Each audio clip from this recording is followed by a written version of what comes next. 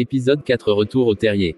Le lendemain, vers midi, Harry avait fini d'entasser dans sa grosse valise ses affaires d'école et les objets personnels auxquels il tenait le plus, la cape d'invisibilité qu'il avait héritée de son père, le balai volant que lui avait offert Sirius, la carte magique de Poudlard dont Fred et George Weasley lui avaient fait cadeau l'année précédente. Il avait vidé sa cachette sous la lame de parquet, vérifié soigneusement chaque recoin de sa chambre pour être sûr de ne pas y oublier une plume ou un grimoire et avait ôté du mur le calendrier sur lequel il barrait les jours qui le séparaient de son retour à Poudlard. L'atmosphère qui régnait au 4 Private Drive était extrêmement tendue. L'arrivée imminente dans la maison d'une famille de sorciers rendait les Dursley nerveux et irritables. L'oncle Vernon avait paru très inquiet lorsqu'Harry l'avait informé que les Weasley viendraient le chercher à 5 heures le lendemain après-midi. « J'espère que tu leur as dit de s'habiller convenablement, à ces gens », avait-il aussitôt grommelé d'un air méprisant. « J'ai vu le genre de choses que vous portez, vous autres. La moindre décence consisterait à mettre des vêtements normaux. » Harry avait un vague pressentiment. Il avait rarement vu les Weasley porter quelque chose que les Dursley auraient pu trouver normal. Leurs enfants mettaient parfois des vêtements de moldus pendant les vacances, mais Mr. et Mrs. Weasley portaient généralement de longues robes des sorciers plus ou moins élimés. Harry ne se souciait guère de l'opinion des voisins, mais il s'inquiétait de la grossièreté dont les Dursley pourraient faire preuve à l'égard des Weasley si ces derniers ressemblaient trop à l'idée qu'ils se faisaient des sorciers. L'oncle Vernon avait revêtu son plus beau costume. Certains auraient pu voir là un geste de bienvenue, mais Harry savait que c'était seulement parce qu'il voulait paraître impressionnant, intimidant même. Dudley, lui, semblait plutôt diminué, non pas en raison de son régime qui n'avait encore aucun effet, mais par la peur. Sa dernière rencontre avec un sorcier lui avait valu de se retrouver affublé d'une queue de cochon en tire-bouchon qui dépassait de son pantalon et ses parents avaient dû l'emmener dans une clinique privée de Londres pour la faire enlever à grands frais. Il n'était donc pas surprenant de voir Dudley passer fébrilement la main dans son dos en marchant de côté afin de ne pas présenter la même cible à l'ennemi. Le déjeuner se déroula dans un silence quasi complet. Dudley ne protesta même pas contre la composition du menu, fromage blanc et céleri râpé. La tante Pétunia ne mangea rien du tout. Elle avait les bras croisés, les lèvres pincées et semblait mâchonner sa langue comme si elle s'efforçait de retenir la furieuse diatribe qu'elle brûlait de prononcer contre Harry. « Ils vont venir en voiture, bien entendu », aboya l'oncle Vernon, assis de l'autre côté de la table. « dit Harry. Il ne s'était pas posé la question. Comment les Weasley allaient-ils venir le chercher? Il n'avait plus de voiture, la vieille Ford Anglia qu'il possédait était retournée à l'état sauvage dans la forêt interdite de Poudlard. L'année dernière, cependant, Mr. Weasley avait emprunté une voiture au ministère de la Magie. Peut-être allait-il faire la même chose aujourd'hui. Je pense, oui, répondit enfin Harry. L'oncle Vernon renifla d'un air méprisant. Normalement, il aurait dû demander quelle était la marque de la voiture de Mr. Weasley. Il avait tendance à juger les autres d'après la taille et le prix de leur voiture. Mais Harry doutait que l'oncle Vernon puisse jamais éprouver de la sympathie pour Mr. Weasley, même si celui-ci avait roulé en Ferrari. La tante Pétunia tapotait machinalement les coussins. L'oncle Vernon faisait semblant de lire le journal, mais ses yeux minuscules restaient immobiles et Harry était persuadé qu'il guettait le moindre bruit de moteur en provenance de la rue. Dudley était tassé dans un fauteuil, assis sur ses petites mains dodues fermement serrées sur son derrière. La tension qui régnait dans la pièce devenait insupportable. Harry préféra sortir dans l'entrée et s'asseoir sur les marches de l'escalier, les yeux fixés sur sa montre, le cœur battant. 5 heures sonnèrent, puis les minutes passèrent. L'oncle Vernon, transpirant légèrement dans son costume trop chaud, alla ouvrir la porte, regarda des deux côtés de la rue puis rentra vivement la tête. « Ils sont en retard », lança-t-il à Harry. « Je sais », répondit Harry. « Peut-être que, il y avait de la circulation. CINPR 10, 5h15. » Harry aussi commençait à être inquiet. À la demi, il entendait l'oncle Vernon et la tante Pétunia marmonner quelques remarques lapidaires. Aucune considération pour les autres. Nous aurions pu avoir quelque chose à faire tout de suite après. Il pense peut-être que, s'il arrive suffisamment tard, on les invitera à dîner. Il ne manquerait plus que ça. S'indigna l'oncle Vernon. Harry l'entendit se lever et faire les 100 pas dans le salon. Il emmène ce garçon et ils s'en vont, pas question de les laisser traîner dans la maison. Si toutefois ils viennent, ils se sont probablement trompés de jour. On peut dire que la ponctualité n'est pas une valeur essentielle, chez ces gens-là. Ou peut-être qu'ils roulent dans un vieux tas de ferraille qui est tombé en pas. Harry se leva d'un bond. De l'autre côté de la porte du salon, il entendit les 3 Dursley pris de panique se précipiter à l'autre bout de la pièce. Un instant plus tard, Dudley surgit dans l'entrée, l'air terrifié. « Qu'est-ce qu'il y a? Qu'est-ce qui s'est passé ?» s'inquiéta Harry. Mais Dudley semblait incapable de parler. Les mains toujours crispées sur ses fesses, Il se dandina aussi vite que possible vers la cuisine pendant que Harry Senior ruait dans le salon. Des coups frappés contre le mur et des raclements sonores s'élevaient dans la cheminée que les Dursley avaient condamnée et devant laquelle ils avaient installé un faux feu de bois électronique. Qu'est-ce que c'est? Balbutia la tante Pétunia, le dos plaqué contre le mur, son regard épouvanté fixé sur le faux. Qu'est-ce qui se passe, Vernon? La réponse ne se fit guère attendre. Un instant plus tard, des voix retentirent à l'intérieur de la cheminée. Aïe! Fred? Non. Recule, recule, il y a eu une erreur quelque part. Dis à George de ne pas. Aïe, George? Non, on n'a pas assez de place, retourne vite dire à Ron. Peut-être que Harry nous entend, papa. Peut-être qu'il va pouvoir nous faire sortir d'ici. Il y eut un martèlement assourdissant sur les planches qui masquaient la cheminée, derrière le feu de bois électronique. Harry, Harry, tu nous entends? D'un même mouvement, les Dursley se tournèrent vers Harry comme un couple de belettes furieuses. Qu'est-ce que c'est que ça? Gronda l'oncle Vernon. Qu'est-ce qui se passe? Ils ont voulu venir avec de la poudre de cheminette, répondit Harry en réprimant un fou rire. Ils peuvent se déplacer d'une cheminée à l'autre grâce à un feu spécial mais, comme la vôtre est condamnée, ils n'arrivent plus à sortir. Attendez, il s'approcha de la cheminée et appela. Mr. Weasley, vous m'entendez? Le martèlement cessa. À l'intérieur, quelqu'un fit. Chut. Mr. Weasley, c'est Harry. La cheminée a été condamnée. Vous n'allez pas pouvoir passer par ici. Allons bon, dit la voix de Mr. Weasley. Pourquoi donc ont-ils condamné cette cheminée? Ils préfèrent les feux électriques, expliqua Harry. Vraiment, dit la voix de Mr. Weasley, soudain intéressé. Comment tu dis? Éclectique. Avec une prise. Il faut absolument que je voie ça. Voyons. Réfléchissons. Aïe. Ron. La voix de Ron se joignit aux autres. Qu'est-ce qu'on fait tout là? Il y a quelque chose qui ne va pas. Mais si, tout va très bien. Ron? Dit la voix de Fred d'un ton sarcastique, on n'aurait pas pu rêver mieux. Oui, on s'amuse comme des petits fous. Ici, dit George d'une voix complètement étouffée, comme s'il était écrasé contre le mur. Allons, allons, dit Mr. Weasley d'un ton indécis. J'essaye de trouver un moyen. Oui, il n'y a qu'une seule chose à faire. Recule-toi, Harry. Harry battit en retraite en direction du canapé. L'oncle Vernon, en revanche, s'avança. Attendez un peu, s'écria-t-il en parlant au faux feu. Qu'est-ce que vous avez l'intention de... Bang! Le feu électrique vola à travers la pièce, soufflé par l'explosion de la cheminée. Mr. Weasley, Fred, George et Ron surgirent alors au milieu d'un nuage de débris divers. La tante Pétunia poussa un hurlement suraigu et tomba par-dessus la table basse. L'oncle Vernon la rattrapa avant qu'elle ne heurte le sol et regarda bouche bée les Weasley qui arboraient tous une chevelure d'un roux vif. Fred et George, les jumeaux, étaient parfaitement identiques, jusqu'à la moindre tache de son. Ça va mieux, dit Mr. Weasley d'un ton haletant. Il épousseta d'un revers de main sa longue robe verte et redressa ses lunettes sur son nez. Ah, vous devez être l'oncle et la tante de Harry. Grand, mince, le front dégarni, Mr. Weasley s'avança, la main tendue vers l'oncle Vernon, mais celui-ci recula de plusieurs pas, entraînant avec lui la tante Pétunia. L'oncle Vernon était incapable de prononcer un mot. Son plus beau costume était couvert d'une poussière blanche qui s'était également répandue sur sa moustache et dans ses cheveux. Il avait l'air d'avoir brusquement vieilli de 30 ans. Ah, oui, désolé pour tout ce dérangement, dit Mr. Weasley qui laissa retomber sa main en jetant un coup d'œil vers la cheminée dévastée. C'est entièrement ma faute. Je n'avais pas pensé que nous ne pourrions pas sortir une fois arrivés à destination. Figurez-vous que j'ai fait connecter votre cheminée au réseau de la poudre de cheminette. Oh, bien sûr. C'était simplement pour l'après-midi, afin que nous puissions venir chercher Harry.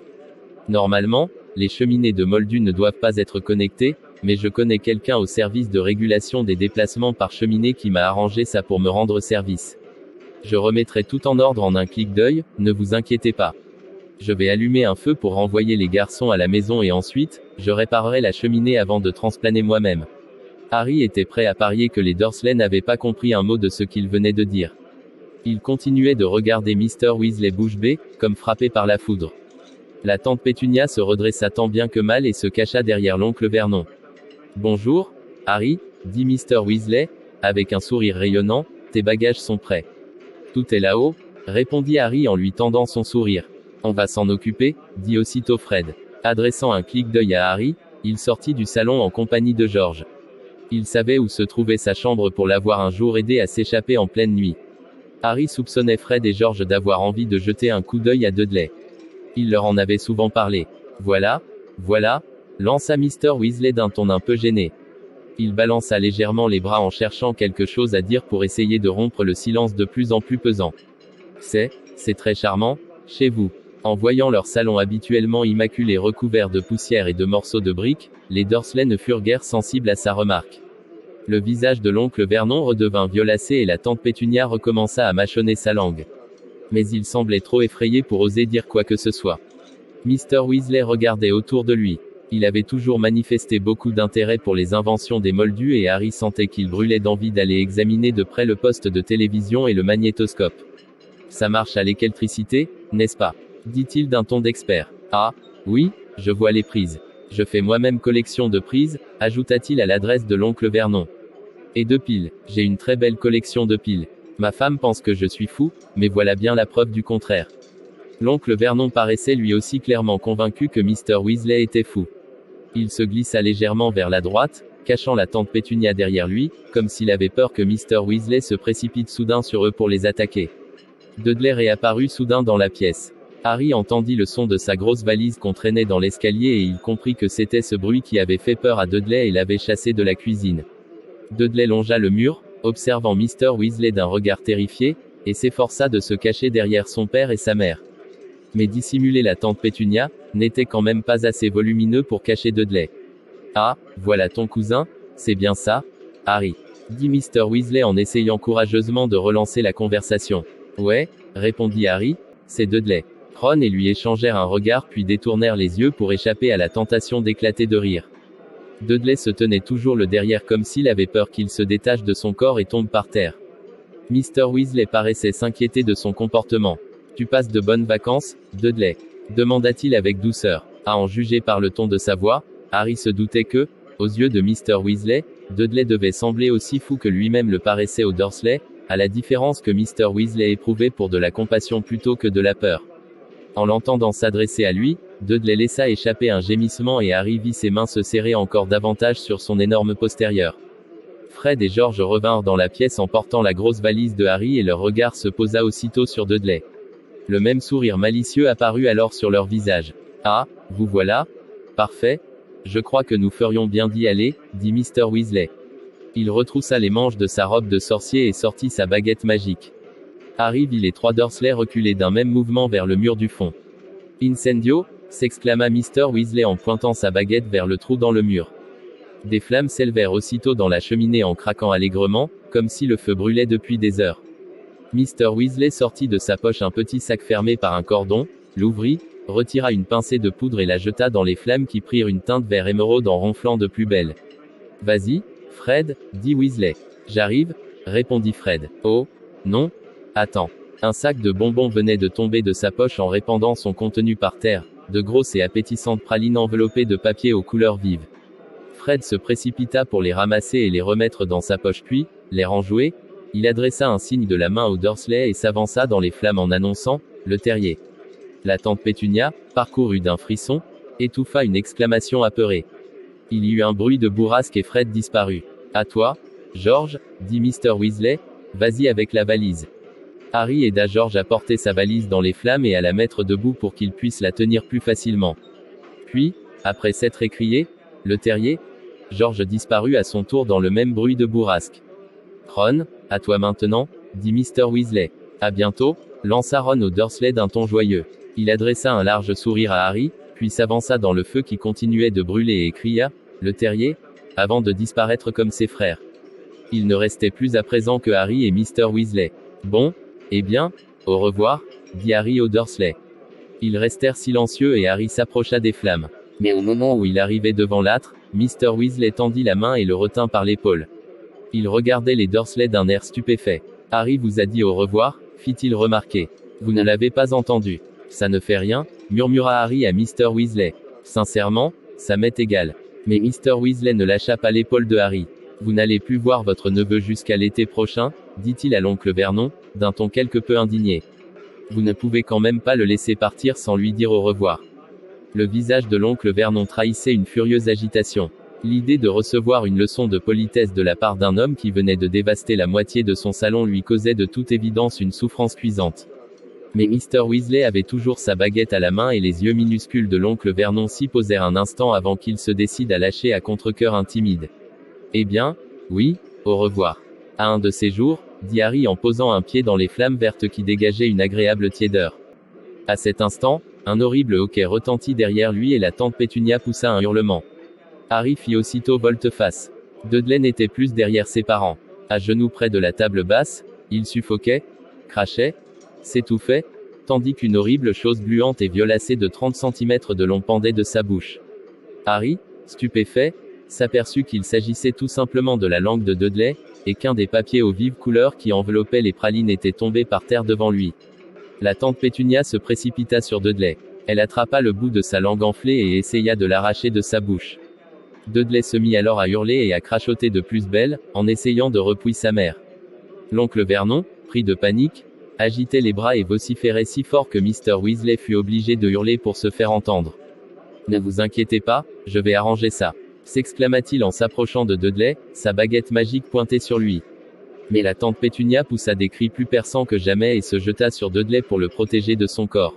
« Allons, voyons, dit Mr. Weasley d'un ton désespéré. C'est un simple phénomène de... C'est à cause de la praline, mon fils, Fred, un vrai farceur.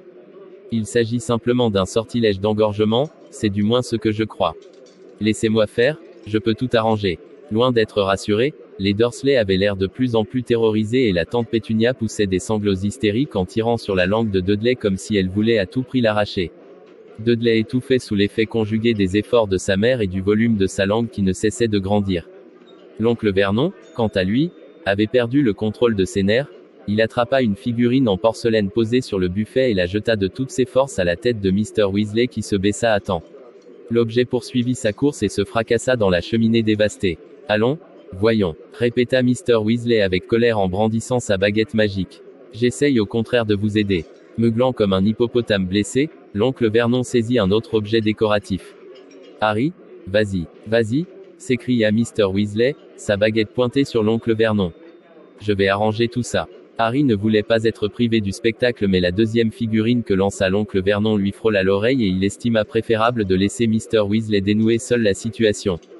Il s'avança dans les flammes et jeta un coup d'œil par-dessus son épaule en annonçant « Le terrier ». Il eut encore le temps d'apercevoir Mr. Weasley, qui faisait exploser entre les mains de l'oncle Vernon une troisième figurine de porcelaine, et la tante Pétunia, toujours allongée sur son fils, qui ne cessait de hurler tandis que la langue de Dudley serpentait hors de sa bouche comme un grand python gluant.